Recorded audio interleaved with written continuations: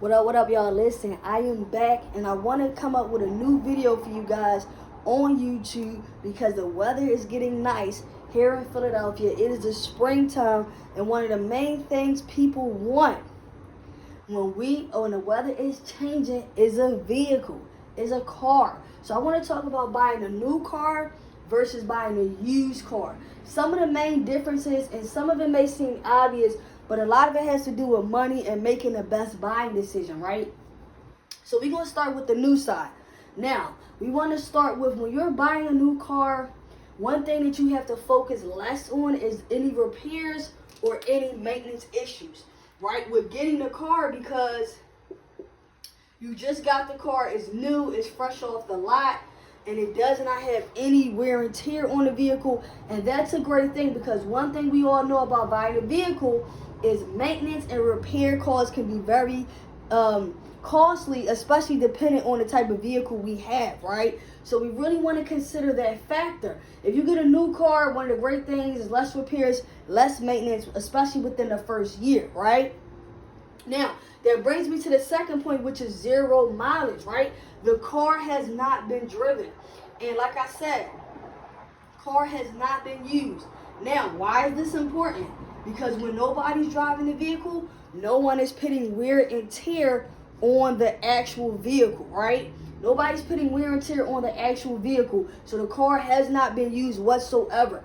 0 mileage, okay? So you'll be the first one to be able to put miles on that vehicle. Now, one of the third things we want to talk about, especially when we talk about the money, is a higher down payment, right? Typically, depending on the type of car you want to buy, if it's a new vehicle, if it's a newer model, you may have to put a higher down payment, also factoring that in with your credit score, right? So the better the car, the more expensive the car, whatever you want to call it, will affect your down payment. So always pay that attention to that when you're considering new versus used vehicles.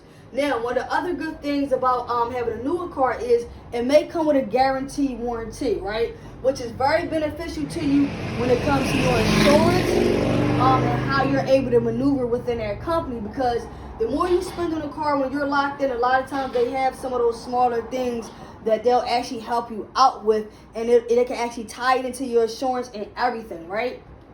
Now, one other factor that also brings us to the money point is when you buy a newer car, especially a newer model, is you want to get full coverage on that vehicle, right? So take all these things into consideration, because a lot of times, guys, when we see other people driving nice vehicles, we can get what is called the shiny object syndrome, and now we want it. But we want to take all these things into consideration, whether they're benefits, whether they're not benefits, of what it would take to actually drive off the lot with a new vehicle, right? And it's always best, guys, even if you're getting a new car or a used car, to be pre-approved, right? And walk in there with a check, because you will have more room to negotiate. Depending on if you're going to be financing a car, financing is definitely be a big thing depending on how much that vehicle price is. But if you could be pre-approved and you plan on financing, then that's definitely a great way to go, right?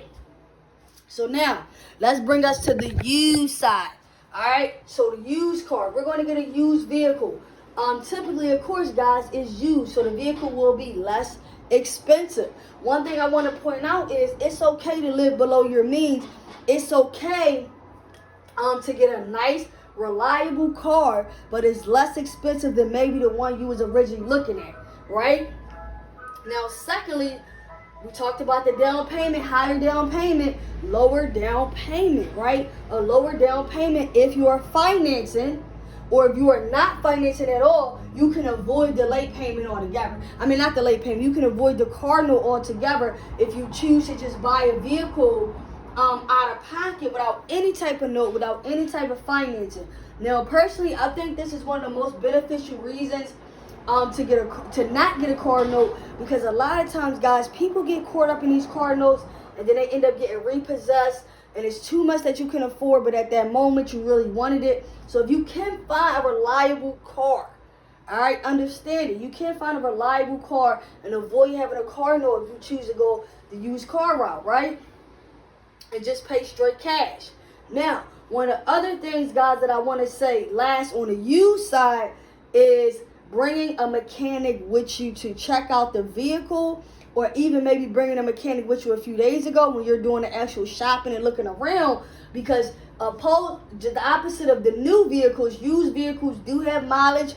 Used vehicles do have wear and tear, so you may want to bring a mechanic with you to make sure you're getting a good deal, because a lot of times, in a lot of cases, guys, we hear people talk about buying used vehicles, and then the car broke down in like 2 months. So just for your peace of mind, it is okay to bring a mechanic with you.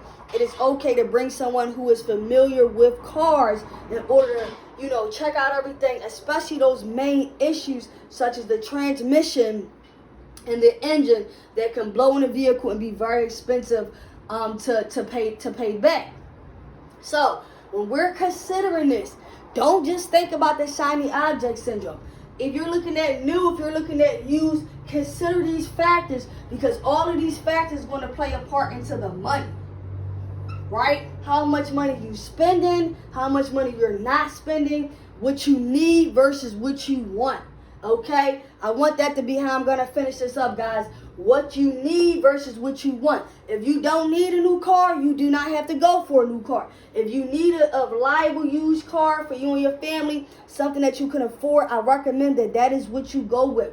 But before you make this buying decision, consider all factors, and also consider your budget, how much you're looking to spend, because when you go talk to a car dealer, they are salesmen. Their job is to sell you. So you might have been looking at a car that was 10 grand, and now when you get there, they start showing you the new F-150, or they start showing you the new Kia or whatever, and then now they're convincing you to kind of go from that 10,000 number to maybe 20,000.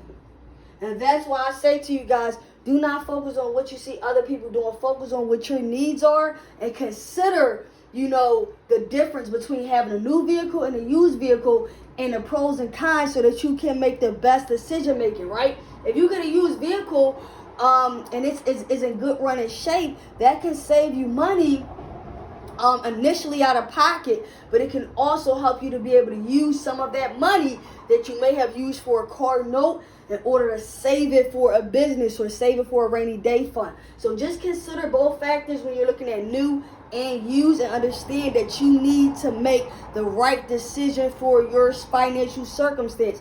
Don't look at what you see everybody else doing, because a lot of time, guys, honestly, when you see people in these newer vehicles, it does not last long, especially if it's not something you can afford in the long term, but maybe you was able to afford it in a moment. So consider these factors, guys, new versus used car, before you pull off the next time in that lot. Peace out.